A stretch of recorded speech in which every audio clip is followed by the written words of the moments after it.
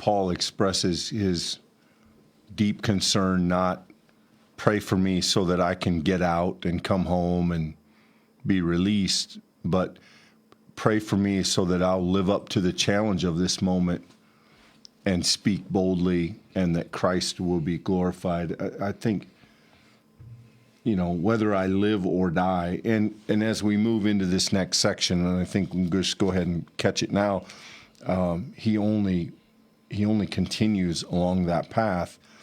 Jump in here in verse 21. For to me living is Christ and dying is gain.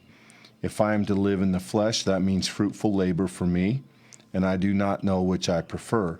I'm hard pressed between the two. My desire is to depart and be with Christ, for that's far better. But to remain in the flesh is more necessary for you. Since I'm convinced of this, I know that I will remain and continue with all of you for your progress and joy in the faith, so that I may share abundantly in your boasting in Christ Jesus when I come to you again.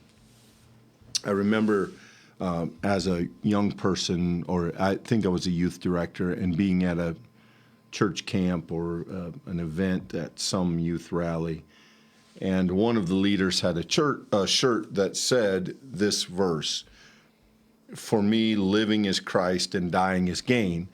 And again, not to beat this into the ground, but it's one thing to wear that slogan on a t-shirt.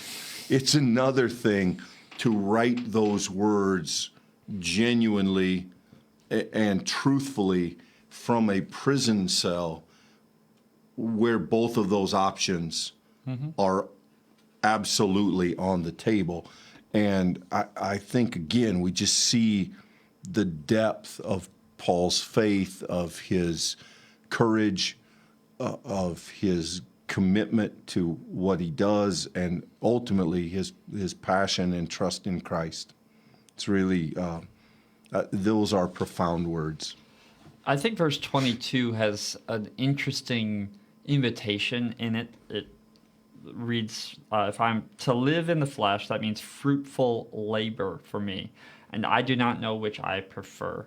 That, I think, Clint, is a really helpful way for us to understand our own identities in Christ.